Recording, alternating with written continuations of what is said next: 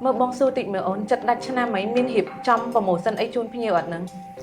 ចាបងសម្រាប់promotion គឺយើងរៀបចំរួចរាល់អស់ហើយ promotion គ្រប់មុខ item និង collateral ទទួលបញ្ចាំទាំងអស់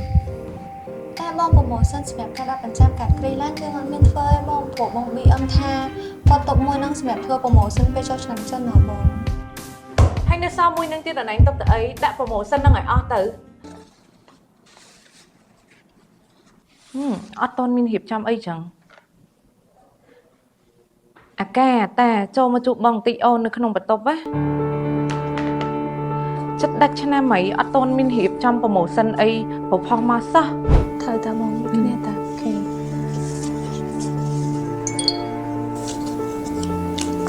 មេឆាប់ហើយ ចាំមក Ca ta cho chụp bằng nó không bật tốc tị ôn. នោះមេឆាប់មកហើយជួនប៉ុន្តែមានធ្វើអីខុសហើយ មានណាបងការងារផ្សេងខ្ញុំសុំលិតឲ្យមុនដល់ឡាញអស់ហើយតាបង គឺឥឡូវមេឆាប់មកជួបដំណឹងអញ្ចឹងតោះយើងទៅជួបគាត់ទីសិនណាចាតោះ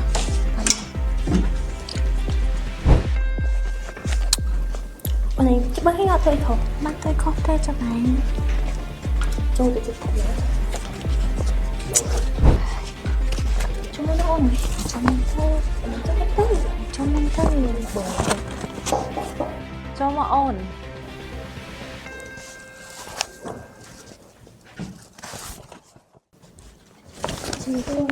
Mỏng quay chân mà ổn.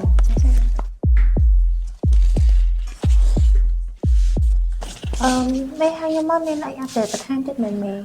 Mơ bong xu tịnh mơ ổn chật đạch chana mấy miên hiệp trong và mổ sân ấy chun phi nhiều ẩn nâng. ចាបងសម្រាប់ promotion គឺយើងរៀបចំរួចរាល់អស់ហើយ promotion គ្រប់មុខ item និង collateral ទទួលបញ្ចាំទាំងអស់ តែបងប្រម៉ូសិនសម្រាប់ការដាក់បញ្ចាំកាត់គ្រីឡានយើងអត់មានធ្វើទេបងព្រោះបង BM ថា